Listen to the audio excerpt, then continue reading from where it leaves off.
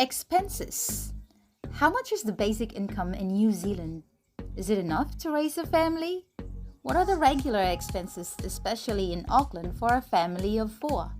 What are the differences in the expenses when you're renting or owning your own house? If these are the questions that keep on bothering you in your plan to move to New Zealand or in your plan to buy your own home, this video is for you. Keep watching to get an idea of how much you will be spending when you're renting versus owning your own house. This was based on our 2020 expenses since we moved to our new home in the last week of October 2020. The rent was $510 per week for a small 2-bedroom house with a garage converted into the 3rd bedroom. This time, our mortgage is at $532 per week. Our groceries in 2020 were around $250 per week, but now it's around $300 per week due to inflation. We have fiber internet, no change, it's $62 per month with Vodafone. I don't know if there's any other company that offers cheaper than that. If there is, please let me know in the comment section below. I'll be happy to switch providers. Water was around $40 per month on average.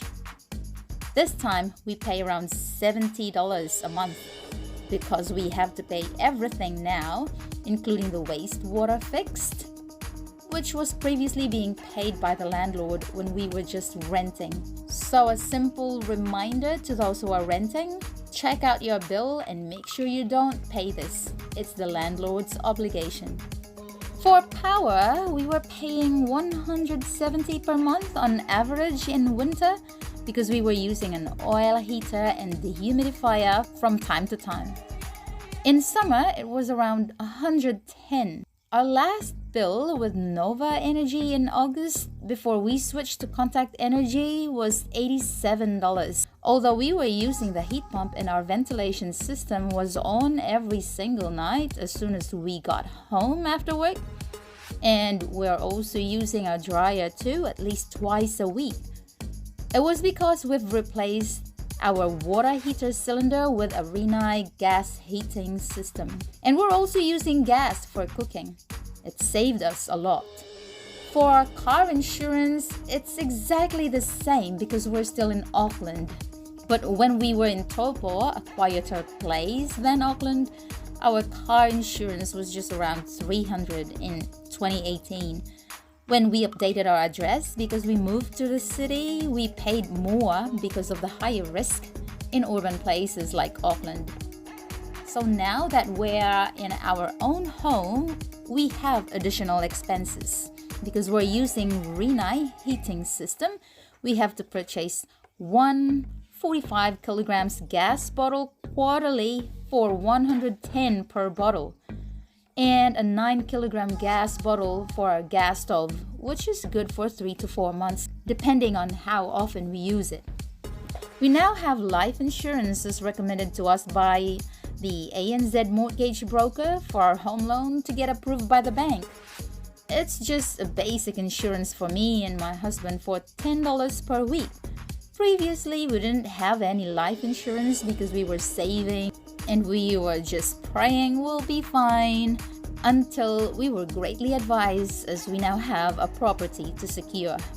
House and content insurance is now a must at $35 per week. Last year, we were paying fortnightly to ANZ for this, but we decided to move to AA as they have cheaper premiums, as we have our car insurance with them too. And we paid it in full to get a discount. Another thing to consider as well when you have your own house is the property rates. This depends on the size of your property and the location, I think. So it's around $1,600 annually for us, payable every quarter. Next year we plan to pay it in full as well in order to get a discount. This year we missed out because of the late change of ownership. We were subjected to a late fee for non-payment of the rates for months. We didn't receive any notices and we didn't know about it. But thankfully, they were considerate enough to void the late fee because luckily it wasn't our fault anyway. So if you have just recently moved to your new home, check with your lawyer if they have confirmed the change of ownership with the council to make sure you'll get notices of your property rates. And those are the differences in the expenses between renting and owning your own house. Family expenses greatly vary depending on the number of family members, your status when you have very young kids, teenagers or young adults, and your lifestyle, of course. Please take note, this is based on a family of 4, a working couple with 2 kids. The eldest is working full-time now and the youngest is in high school. We're living a simple life as far as we are concerned, with no vices other than computer games and TikTok. Also, do consider other expenses to somehow enjoy your life in New Zealand, like monthly subscriptions such as Netflix. We pay $11 per month for this. Car maintenance like gas, wharf, registration, especially if you want to enjoy the many beautiful sceneries of New Zealand. You have to spend money to ensure your car is safe for everyone when you travel to school, to work, or anywhere. If you have kids below 5 years old, there are many ECE centers that offer 20 to 30 hours free for your kids to enroll in so that you can both work and be able to provide for your family's needs. School fees, stationery, and uniform for kids. In state schools, they are free, including lunches. This is true in the primary school I enrolled my kids in. Uniforms, by the way, are quite expensive, but if the school is not so fussy about it, as long as it looks like the school uniform, you can buy cheap ones in the warehouse. During school holidays, especially the 2-week school holidays where school kids are having a break from school, it can be a bit more expensive as they tend to eat a lot at home and use more power playing computer games than others. They can also bug you into buying many toys they see in the shops. It's up to you how often you'll give in anyway. In my case, I mostly didn't give them what they asked at the time. I know a lot of us are sending money to our families and relatives back home. That's been a culture, but we've learned also to be wise in doing so.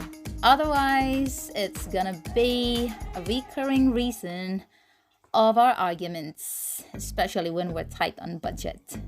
Of course, you want to reward yourself by buying other stuff you like, say plants, clothes, shoes, phones, and other gadgets. But learn to save and wait for sales on Queen's birthday, Black Friday sale, Labor Weekend, Boxing sale, etc. so you don't have to spend more than you can afford. My final word is plan it out well and be wise in spending. If there's anything else I have missed, I'll greatly appreciate it if you drop it down in the comments section to give additional ideas to others. Next episode, I will share with you some saving hacks that are really working for us. So like and follow my page to get fresh updates.